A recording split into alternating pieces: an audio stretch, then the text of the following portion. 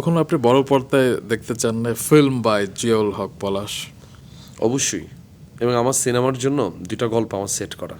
এবং ভাই বিশ্বাস করেন ভাই, আমার ডিরেকশনের কাজ অনেকদিন পর পর আসে, কিন্তু যেটা আসবে আমি চাই সেটার স্থায়িত্বটা অনেক দিন থাকে। এবং আমার ডিরেকশনের প্রজেক্টগুলো আমি খুব আদর করে করি। আমার অ্যাক্টিংটা যেমন আমি খুব আদর করে করি, আমার ডিরেকশনের কাজগুলো আমি খুব আদর করে করি। কিন্তু ঝামেলাটা যেটা হয় মাঝে মধ্যে, যেমন এখন সিজন 5 চলাকালীন আমাদের কিন্তু মাসের 20 দিন ব্যাচেলর পয়েন্টের জন্য আমাদের রাখতে হয়, 15 থেকে 20 দিন। যেহেতু এখন ওটিটিতে যায় তো একটা লম্বা সময় এখানে চলে যায়, বাদ বাকি সময়টা না আসলে নিজের স্টাডির জন্য লাগে। তো ডিরেকশন যখন দিতে যাব অবশ্যই দিব, তো সেটার জন্য একটু একটু বড় টাইম বের করতে চাই। আমি আসলে খুব কম সময় ডিরেকশনটা আমি পারি না। আমরা চাই ব্যাচেলর পয়েন্ট সিজন 5 শেষ করে আপনি একটা আলাদা করে সময় বের করে স্ক্রিপ্টটা লিখে ফেলেন এবং সিনেমাতে আসেন, কারণ এখনই তো সময়। একদম।